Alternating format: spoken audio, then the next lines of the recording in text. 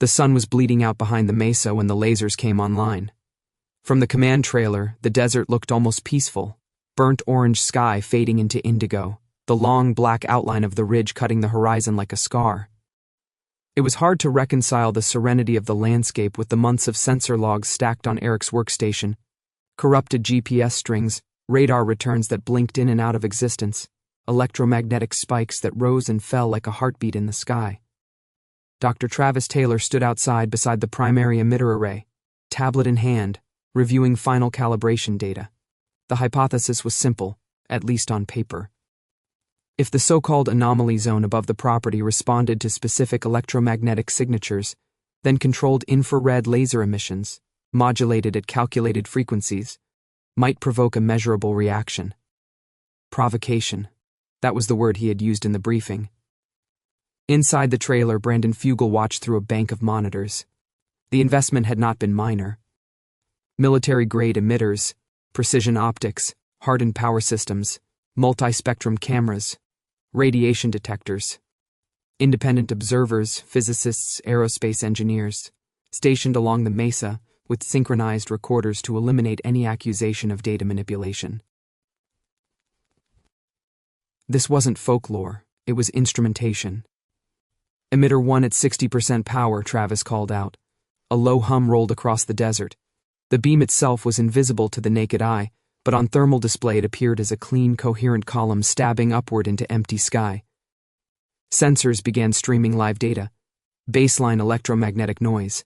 Stable atmospheric pressure. Nominal radiation background. Stepping frequency, Travis said. Eric, seated at the primary console, tracked the telemetry. Signal modulation confirmed. No anomalous return. For 30 seconds, nothing happened. Then the sky flickered. Not lightning, not a cloud. A distortion, like heat shimmer but vertical, geometric. On 3 separate monitors, radar bloomed with a hard return at precisely the altitude the team had mapped as the Anomaly Corridor. Target lock, Eric whispered. Radiation ticked upward. Not dramatically, just enough to notice. Travis increased power.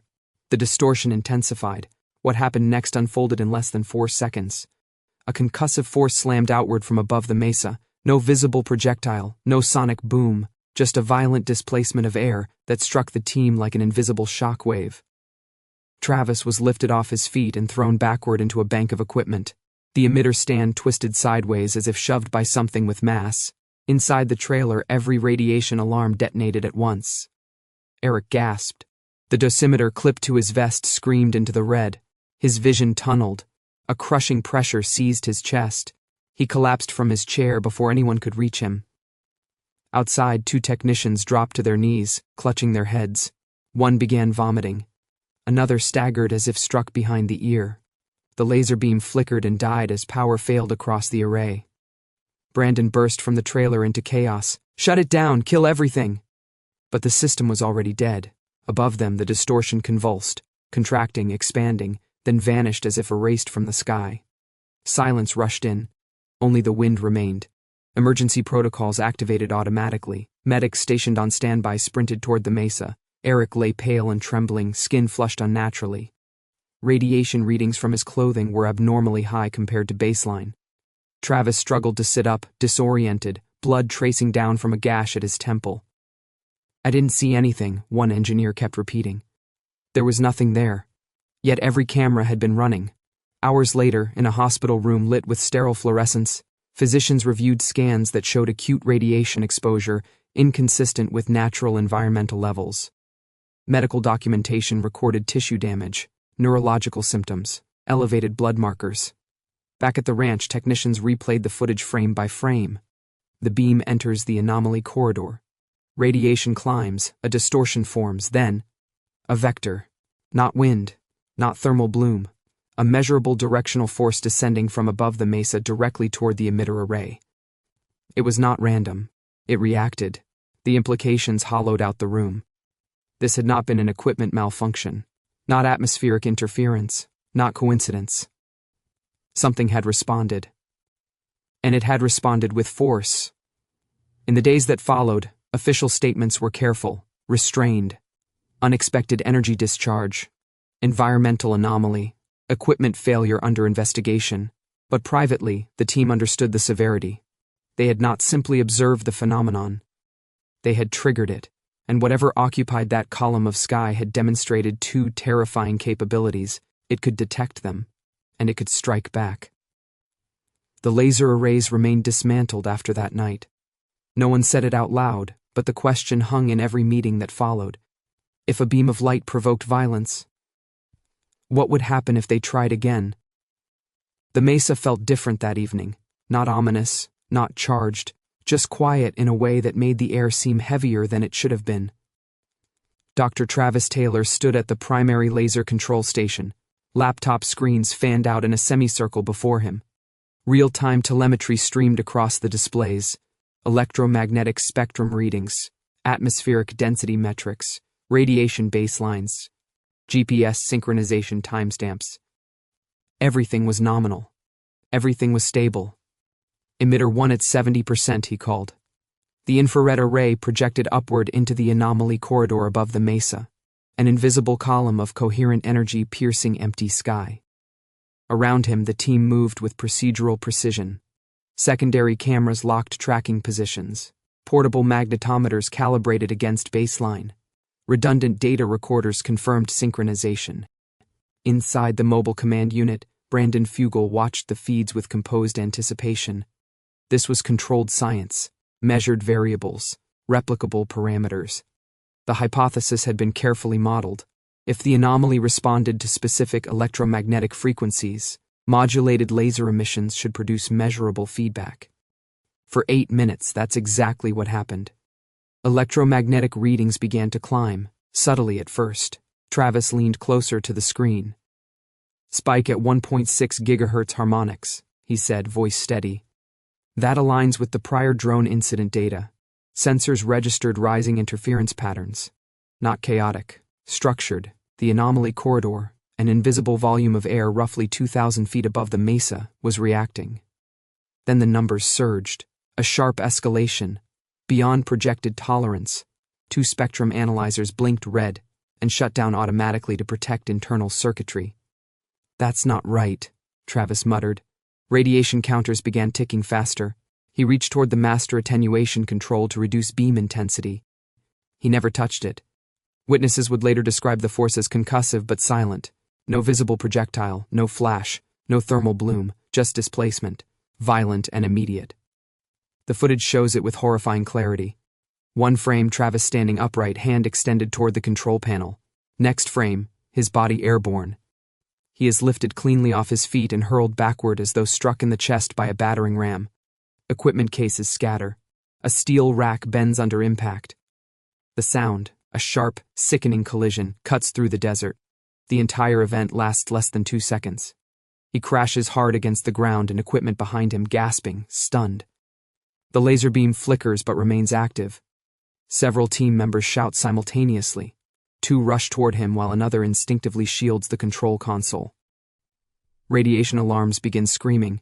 Travis attempts to inhale and can't. His breath catches in shallow, painful pulls. "Shut it down!" someone yells. Power is killed. The beam vanishes, but the electromagnetic surge does not immediately subside. For several long seconds, meters continue to register readings far beyond calibration range before gradually falling back toward baseline. When the team lifts Travis carefully to a seated position, the injuries are already visible. Dark bruising spreads rapidly across his torso, forming a broad, centralized pattern, circular but diffuse, not consistent with striking an edge or corner of equipment. The bruising suggests impact from a distributed, high-energy force across a wide surface area. Blunt trauma. Without an object, he struggles to focus, disoriented. "Something hit me," he says hoarsely. There had been nothing there. No dust plume, no wind shear, no structural collapse. Cameras positioned at 3 independent angles confirm the same sequence. No visible assailant. No mechanical failure. No secondary projectile.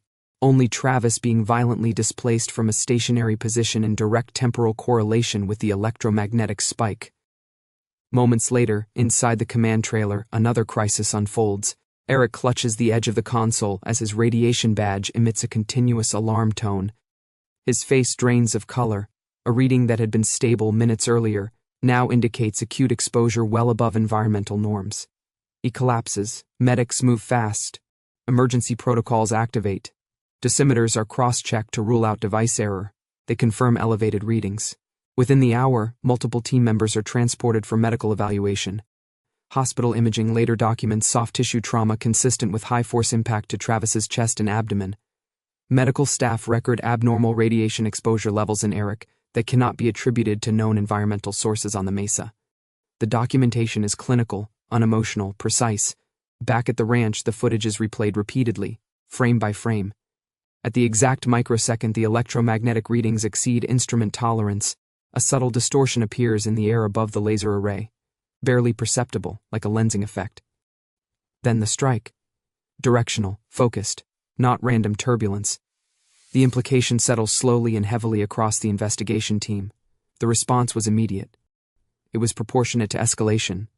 And it occurred precisely when Travis attempted to reduce power output, as if whatever occupied that anomaly corridor had interpreted the laser emissions not as observation but as intrusion. For months, the phenomena at Skinwalker Ranch had been elusive: lights, signal disruptions, equipment interference, annoying, mysterious, unpredictable. This was different. This was force.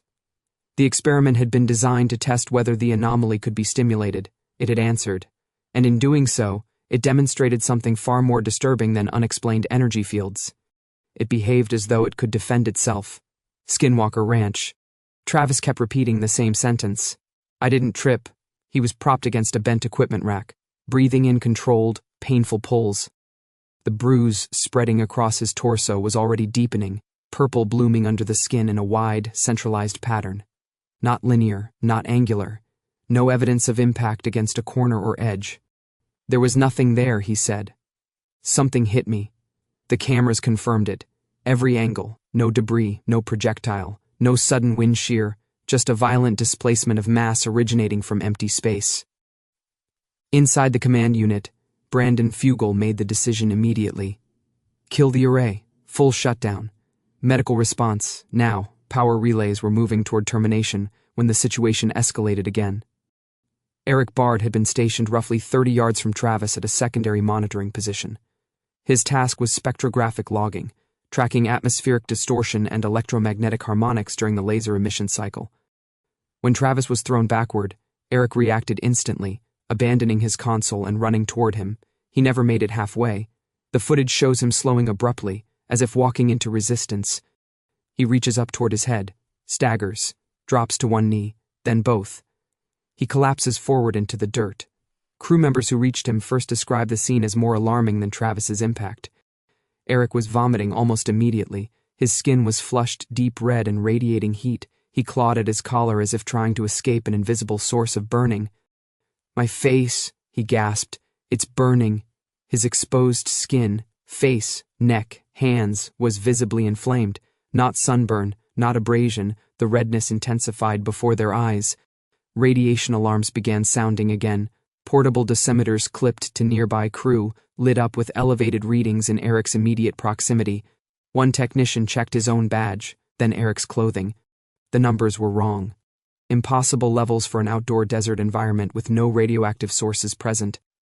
Eric's condition deteriorated rapidly. He became disoriented, asking where he was. His pulse spiked. Breathing became shallow and erratic. He could not stand without assistance. Signs of shock set in within minutes. Brandon's voice cut through the chaos. Evacuate. Call emergency response. Now. The laser array was fully powered down, but the air still felt charged, as if something residual lingered above the mesa. While waiting for paramedics, the team witnessed something deeply disturbing. The redness on Eric's skin darkened visibly, transitioning toward blistering patterns consistent with second-degree radiation burns. The progression appeared accelerated, unfolding in real time. A medic on-site used handheld radiation detection equipment to sweep Eric's clothing and exposed skin. Elevated readings. Localized, not background fluctuation. Radiation does not manifest without a source. It does not spontaneously adhere to a human body. Yet the instrument displayed values exceeding safe occupational exposure thresholds. and there was no emitter capable of producing ionizing radiation anywhere in the experiment configuration. The lasers were infrared, non-ionizing by design. The power supplies were shielded. No isotopic materials were present. The paramedics arrived to a scene that defied protocol. Transport was immediate. In the emergency room, physicians documented symptoms consistent with acute radiation exposure: dermal burns, nausea, neurological disorientation, abnormal blood markers. The presentation matched textbook cases, but when staff inquired about the exposure source, there was no answer to provide. No reactor, no medical isotope spill, no industrial accident, just a laser beam pointed at empty sky. Eric stabilized after several hours of treatment, IV fluids, anti-nausea medication, monitoring for systemic damage. The burns were treated as radiation injury pending further analysis. Back on the Mesa, the team gathered in stunned silence. 2 separate assaults within seconds. One kinetic, one radiological, synchronized, coordinated. Every timestamp aligned precisely with the peak electromagnetic surge recorded in the Anomaly Corridor above Skinwalker Ranch. The data review that night was methodical, frame-by-frame analysis, cross-referencing sensor logs with video feeds. No equipment failure preceded the events. No thermal discharge, no explosive artifact. The sequence was linear: laser frequency modulation, electromagnetic spike beyond calibration tolerance, kinetic strike on Travis, radiological event affecting Eric. The pattern suggested response, not accident. For months, the ranch had offered ambiguous phenomena: lights, signal interference, transient radar returns. That evening was different. The phenomenon had acted with apparent intention, and it had targeted them individually. When the Mesa finally fell silent again, one reality was unavoidable. The experiment had not malfunctioned. It had been answered. The hospital stabilized Eric. It did not explain him. Physicians could treat the burns. They could manage nausea, dehydration, neurological shock. They could document elevated radiation markers and monitor organ function. But when they asked the most basic clinical question, what was the source, there was no answer that fit within accepted physics. Meanwhile, on the Mesa at Skinwalker Ranch, 2 realities were colliding. Dr. Travis Taylor sat against a medical kit, bruising dark across his chest, insisting through clenched teeth that they had just documented the most significant interaction event in the ranch's history. "It reacted," he said. "It measured us. It hit back." Nearby, Brandon Fugal stood very still, staring upward at the empty air above the Mesa. He was a man accustomed to decision matrices, risk analysis, capital allocation, projected returns versus exposure. In business, uncertainty could be mitigated with insurance, contingency planning, expert consultation. There was no spreadsheet for this. One team member had suffered blunt force trauma from an invisible vector. Another presented with acute radiation injury without a source. Both events occurred within seconds of peak electromagnetic provocation. The implication was chillingly structured. Multiple modalities of response, coordinated.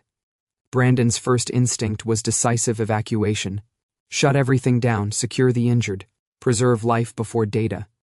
No discovery justified irreversible harm. But another thought intruded, cold, analytical. For decades, investigators had chased anecdote at this ranch. Stories without instrumentation. Claims without telemetry. Tonight, they had synchronized video, radiation logs, electromagnetic surges, medical documentation. Evidence.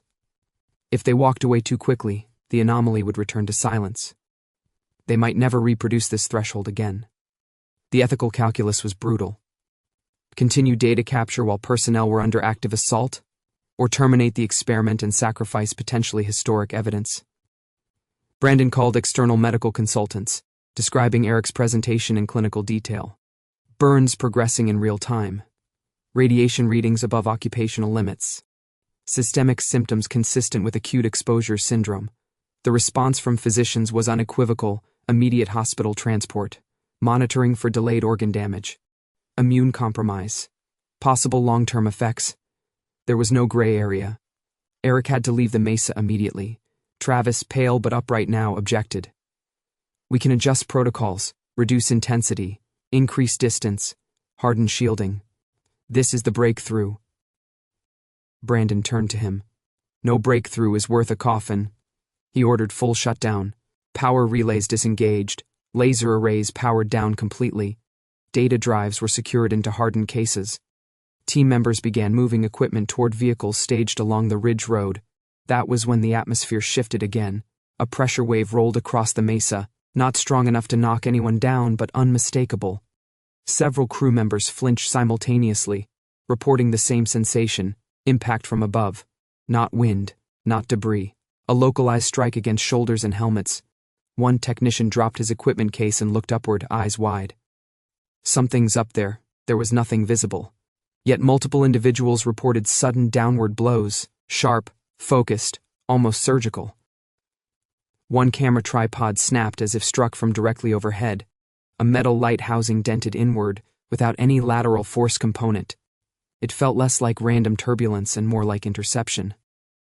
Brandon realized with a cold clarity that evacuation itself was becoming hazardous. He was no longer managing a scientific test. He was coordinating a tactical withdrawal under hostile, unseen engagement. "Move in groups," he shouted. "Helmets on. Keep spacing tight. Eyes up."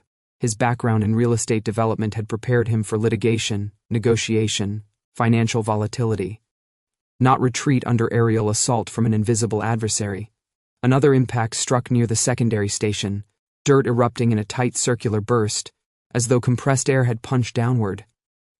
Two crew members stumbled, one clutching his shoulder. The pattern was unmistakable. The escalation coincided with their shutdown. It was as if the phenomenon was not merely reacting to the laser, but to their intent. Punishment? Prevention? Territorial defense? The attacks did not blanket the mesa randomly. They targeted proximity to equipment, to personnel directly involved in the experiment. Coordinated. Intelligent. Brandon made the final call. Full retreat. Leave anything non-essential. Vehicles now. They moved quickly but not chaotically. Training overriding panic. Injured personnel were shielded in the center of the group. Equipment was abandoned where necessary. Above them, the sky remained visually empty, yet the sense of surveillance was overwhelming. As the last vehicle descended from the Mesa road toward the command center below, the impact ceased. Abruptly. No fading, no gradual reduction, just silence. Inside the command trailer later that night, the data review confirmed what the team already felt in their bones. Peak electromagnetic provocation, kinetic strike on Travis. Radiological event affecting Eric. Escalation during shutdown and evacuation. Cessation once the Mesa was cleared. The sequence suggested not chaos, but boundaries. They had crossed one. And whatever occupied the air above Skinwalker Ranch had demonstrated three capabilities in a single evening. It could detect stimulus. It could deploy force through multiple mechanisms. And it could control escalation in response to human behavior. For the first time in the ranch's modern investigation history, the danger was not theoretical. It was tactical. And it had chosen to show restraint, only after proving it did not have to. The impacts were no longer subtle. They were deliberate. A camera mounted low near the primary equipment cluster captured one of the most violent sequences of the night. A reinforced metal equipment case, industrial grade, steel latched, weighing over 40 pounds, sat flat on compacted desert soil. There was no gust front, no dust spiral, no visible disturbance. Then, without warning, the case lifted, not tipped, not rolled, lifted. It rose nearly 2 feet vertically, before being hurled laterally across the mesa. The trajectory was clean and forceful, traveling at least 15 feet before crashing down hard enough to shear one hinge and scatter instrumentation across rock and dirt. On replay, the frame analysis was mercilessly clear. No human contact, no visible mechanism, just displacement. To achieve that motion required applied force at a calculated vector, vertical impulse followed by directional acceleration. The mass alone demanded significant energy. The angle was too precise to be accidental turbulence. It was targeted. Crew members reacted instinctively, crouching, shielding their heads, grabbing loose equipment. Another tripod snapped sideways as if struck by a downward hammer blow. A portable monitor cart skidded several feet without any visible initiator. Sound recording devices captured something even stranger. Deep infrasonic rumbles rolled through the microphones, low enough to register more as pressure than noise. Then sharp high-frequency whines cut across the audio spectrum, painful enough that multiple team members clutched their ears. The tones did not correspond to any powered equipment still active on the Mesa. Underneath it all, a rhythmic pulsing. Not heard, felt. Several individuals later described it as standing in front of a massive subwoofer stack at a concert, pressure waves striking the chest cavity in steady intervals. Boom, pause, boom, pause. The pattern was consistent with energy modulation, and the assaults were not random. One technician securing data drives was struck across the shoulder by a downward force strong enough to send him stumbling forward. At the same time, a security officer 10 yards away had his radio ripped from his belt and flung into the dirt as if swatted aside. Another officer, isolated from the group, reported feeling pressure against his back, as though hands were pushing him toward the edge of the Mesa. The footage confirmed no one was within 10 feet of him at the time. He spun around wildly, nothing there. The psychological toll escalated as quickly as the physical danger. These were trained security professionals, accustomed to threat assessment, perimeter defense, tactical response. They could handle intruders, weapons, wildlife, even armed confrontation. They could not counter an adversary that had no visible body, no predictable pattern of approach, no heat signature, no radar return at ground level. Every assumption about physical engagement was failing in real time. At the command center below, Ranch Superintendent Thomas Winterton and Chief Security Officer Bryant Arnold maintained perimeter watch. Initially, they believed the chaos was localized to the Mesa experiment site. That assumption collapsed minutes later. Thomas was conducting a routine perimeter sweep in his vehicle along a gravel access road near the property boundary, when his voice crackled over the radio. Tight, controlled, but strained. "Something's pacing me." He accelerated slightly. The sound in the brush paralleled him perfectly. Heavy movement through sage and scrub, too large and too coordinated to be a single animal. It did not crash blindly like startled wildlife. It tracked. He increased speed again. The unseen presence kept pace. "Still there," he reported. Matching speed. The brush line beside the road shifted rhythmically, as if something substantial was moving in deliberate synchronization with his vehicle. Yet thermal imaging from a perimeter camera showed no heat source breaking from the foliage. No visible body, just movement. Simultaneously, Bryant reported interference on his communications equipment. Brief bursts of static synchronized with the infrasonic pulses recorded on the Mesa. For several seconds at a time, radio clarity degraded into distortion, then returned. The timing matched the aerial assaults above. Different locations. Same phenomenon. Coordinated. Back on the Mesa, the invisible barrage intensified briefly before subsiding. Equipment that had been airborne lay scattered. Dust settled slowly in the still desert air. Then, as abruptly as it began, the pressure vanished. The rumbling ceased. The pulsing stopped. No gradual taper. Just absence. Vehicles descended from the Mesa under tight formation. Perimeter units regrouped. Communications stabilized. In the command trailer later, synchronized timestamps from Mesa cameras and perimeter logs revealed overlap within seconds. The assaults were not isolated incidents, tied solely to the laser array. They were property-wide responses. Whatever had been provoked above Skinwalker Ranch had demonstrated distributed capability, simultaneous engagement across multiple zones. Not environmental randomness, not equipment malfunction, a coordinated multi-vector event. The Mesa stood silent again by midnight, but the data told a story that no one in that room could comfortably rationalize. Force applied without visible source, radiation exposure without emitter, acoustic signatures without origin, movement without body, and behavior that mirrored intelligence more closely than anomaly. For the first time, the team wasn't debating whether something was present. They were debating whether it had chosen to let them leave. Utah Paranormal Site. Thomas killed his headlights. The desert vanished. For a few seconds, there was only engine idle and the faint ticking of cooling metal. Then the sound came back, measured, deliberate movement in the brush. Not one direction, multiple. Crunch, pause, crunch, crunch. He pivoted slowly in his seat, scanning through the windshield. When he had blasted the area with spotlights moments earlier, he saw nothing. No heat signature on thermal, no reflection of eyes, no silhouette breaking the brush line. Now, in darkness, it felt closer. "Bryant," Thomas said into the radio, voice tighter than before. "I've got movement. Multiple. Sounds like I'm being surrounded."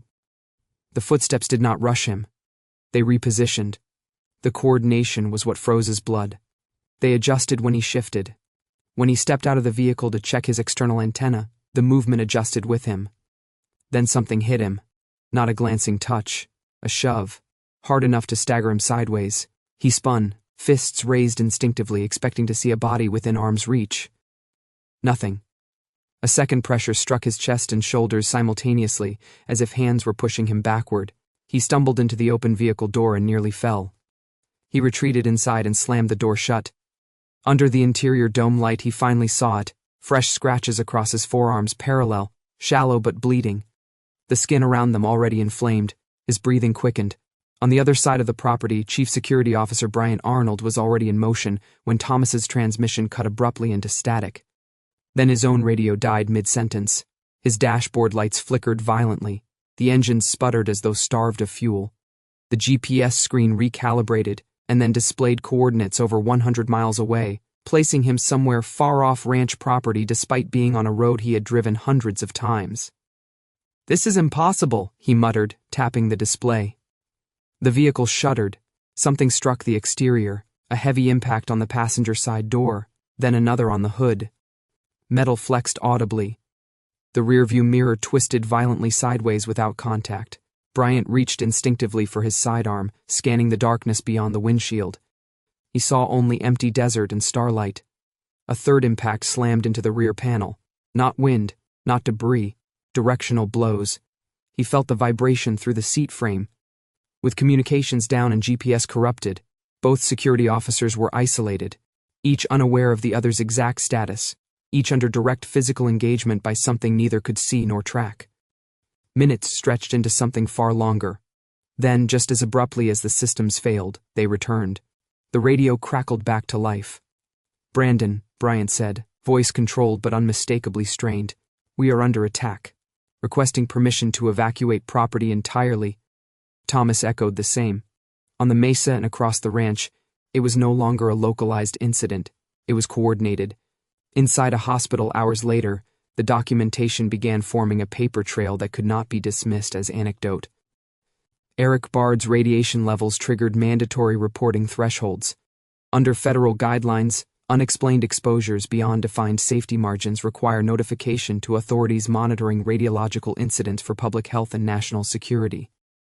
His readings were consistent with proximity to industrial radioactive material or medical radiation equipment. No such sources were present. His burns were classified as second-degree thermal and radiation injuries.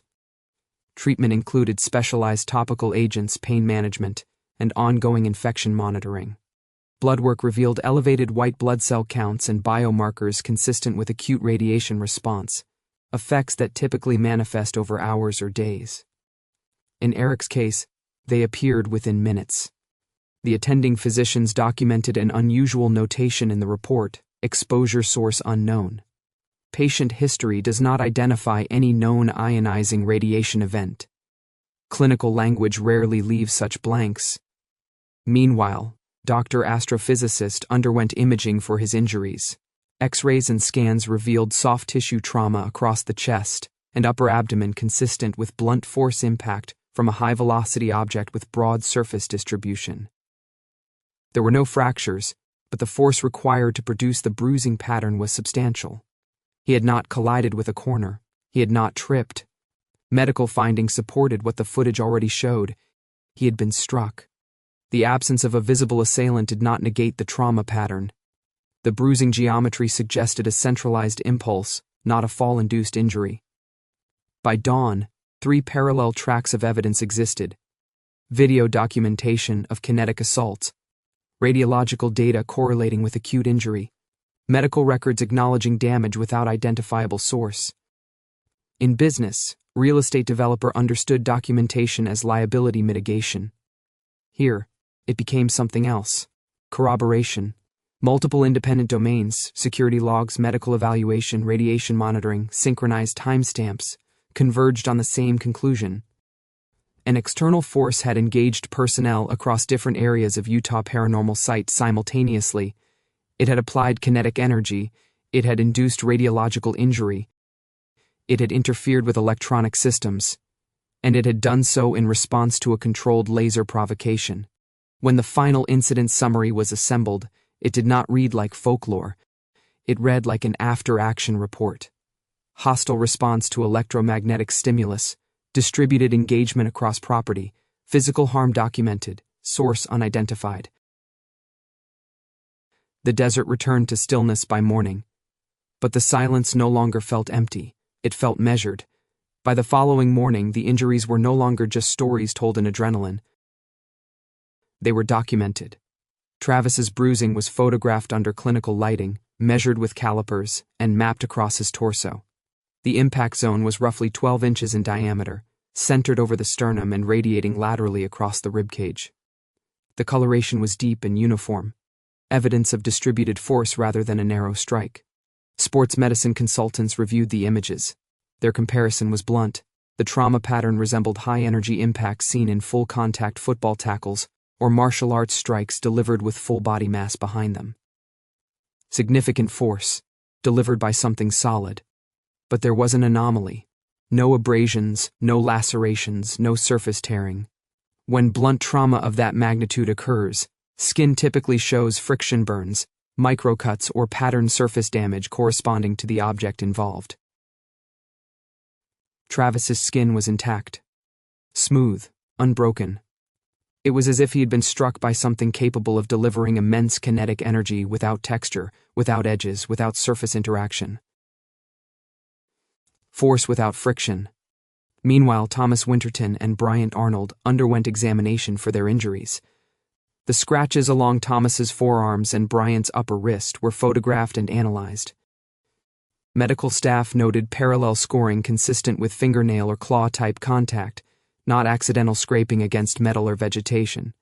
The orientation of the marks suggested applied pressure from curved edges rather than linear abrasion from environmental surfaces.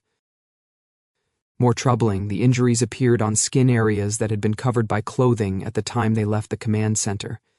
The documentation was clinical and unemotional. But the implications were not. Despite pain medication and visible bruising, Dr. Astrophysicist began analyzing the telemetry almost immediately.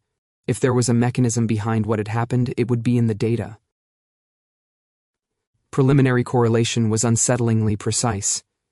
Every physical assault, his own impact, Eric's collapse, the equipment displacement, aligned with measurable electromagnetic anomalies recorded across the Mesa sensor network. During the 8 minutes of laser operation prior to the first strike, instrumentation detected a progressive amplification of energy in the Anomaly Corridor above the Mesa. The frequencies matched the infrared modulation pattern of the laser array, but the amplitude did not. The energy levels building in the corridor were exponentially higher than what the laser system was outputting. Travis proposed a resonance model. The laser emissions may have acted as a carrier wave, exciting or stimulating an existing energy structure in the anomaly zone. If that structure possessed properties analogous to a resonant cavity, it could amplify incoming energy dramatically under the right frequency alignment. In other words, they may not have injected massive energy into the sky. They may have tuned something that was already there. The moment Travis was struck corresponded exactly to a massive electromagnetic pulse recorded by distributed sensors. The pulse registered simultaneously across magnetometers, RF spectrum analyzers, and electric field detectors. Each instrument recorded values beyond its calibrated measurement ceiling. More critically, the spatial mapping of the spike revealed directionality. The origin point was directly above the laser array. The propagation vector aligned downward toward Travis's position. This was not isotropic discharge. It was focused, a beam-like emission rather than an explosion. If accurate, that directional property implied targeting, not chaotic energy release. Eric Bard's radiation exposure remained the most confounding variable. Environmental detectors positioned around the Mesa showed no sustained elevation in background radiation before, during, or after his collapse.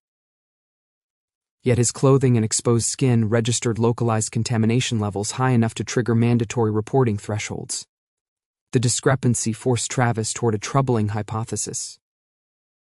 A brief, highly localized radiation burst, intense enough to cause dermal and systemic damage, short-lived enough to dissipate before area sensors could capture sustained environmental elevation.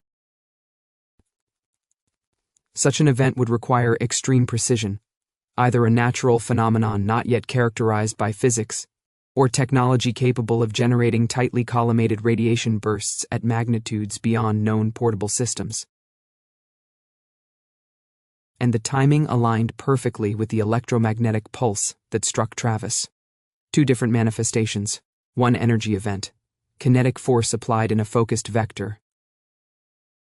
Radiation delivered in a localized burst, both synchronized to peak resonance amplitude. Back in the command center, the data reconstruction formed a disturbing sequence. Laser frequency alignment, progressive amplification in Anomaly Corridor, threshold breach, directed electromagnetic pulse, physical trauma, localized radiation event. Equipment displacement, distributed property-wide interference. The pattern resembled feedback, but not mechanical feedback, responsive feedback, as if the anomaly did not merely resonate. It reacted. Travis leaned back slowly from the monitors, the bruising across his chest tightening with the movement. "If this is resonance," he said quietly, "then something up there is acting like a structure. And structures don't amplify selectively."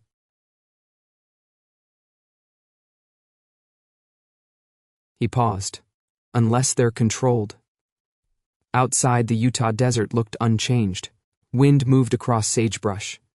The Mesa cast its long shadow. The sky was an uninterrupted blue. But the instrumentation logs told a different story, one in which energy in the anomaly zone did not behave randomly. It built, it peaked, it targeted, and then it stopped precisely when the stimulus ceased. The medical documentation confirmed the harm. The telemetry suggested mechanism.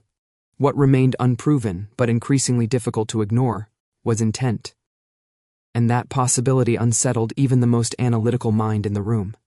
When the high-speed footage was slowed to microsecond intervals, the violence became stranger than the chaos suggested. Frame by frame, the displaced equipment did not simply jump. Just before motion occurred, subtle distortions appeared in the air surrounding the object.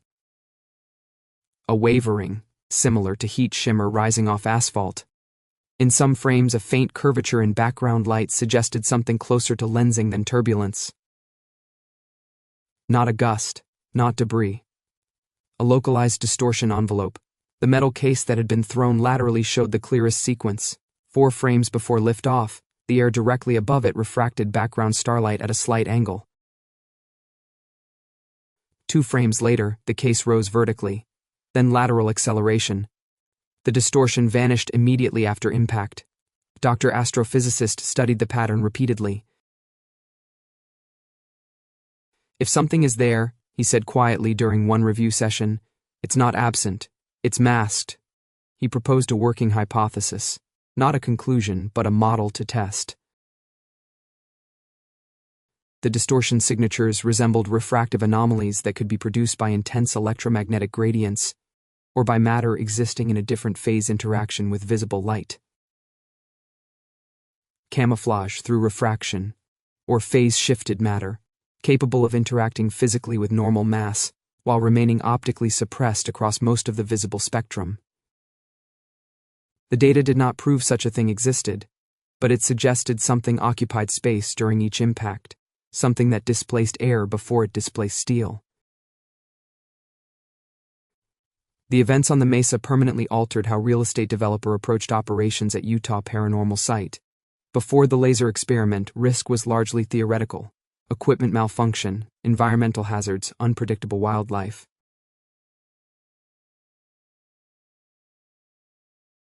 Afterward, the ranch's protocols shifted toward acknowledgement of active, physical danger. The first and most immediate change was physiological monitoring.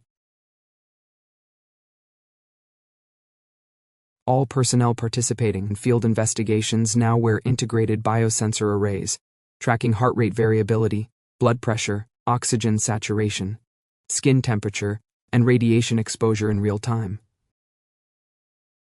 Data streams directly to medical staff stationed at the command center. Any abnormal spike, tachycardia, radiation surge, sudden drop in blood pressure, triggers automatic alert thresholds. Evacuation authority rests with medical oversight, not experiment leads. Brandon funded a permanent mobile medical unit stationed on the property. The vehicle is equipped for trauma stabilization, radiation decontamination assessment, IV therapy, and psychological triage.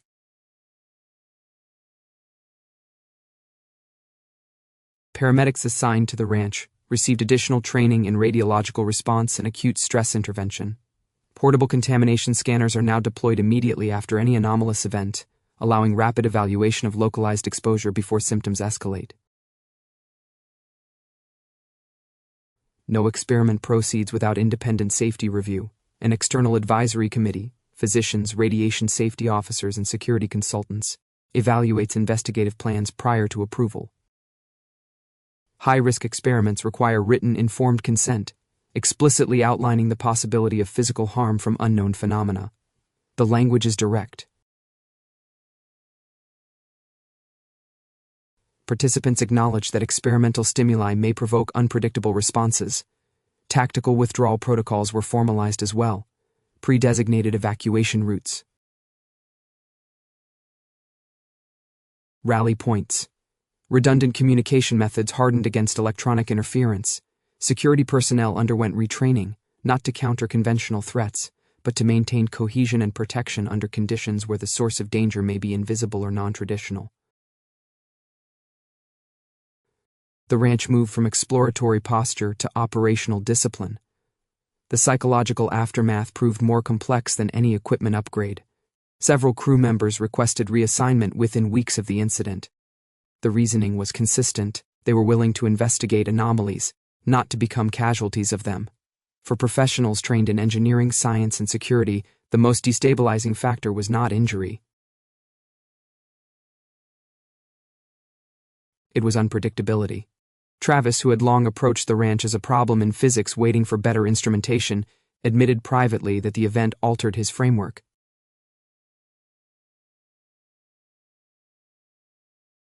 "There's a difference between observing a phenomenon," he said during one debrief, "and provoking it." He no longer described the laser experiment as purely diagnostic. He referred to it as stimulus, and he acknowledged, with unusual restraint, that stimulus may have crossed a boundary. Experiments that once seemed bold now required reconsideration.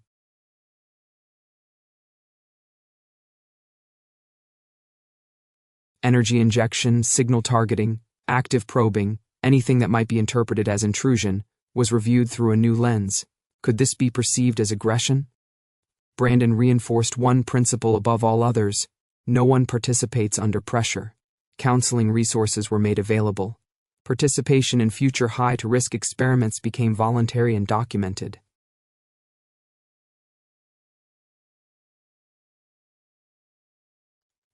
The ranch had always carried myth. Now it carried precedent. High-speed footage showing displacement through distortion. Medical records confirming radiation without source.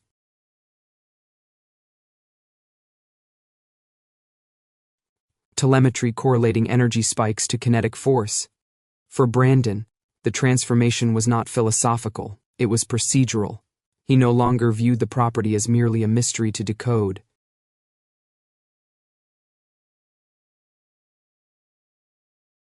He viewed it as an environment capable of engagement. And in that shift, from curiosity to respect, the investigations entered a new phase. Less reckless.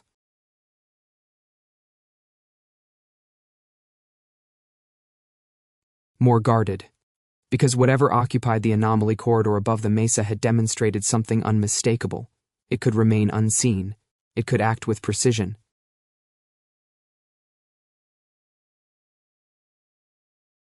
And it did not respond passively to intrusion.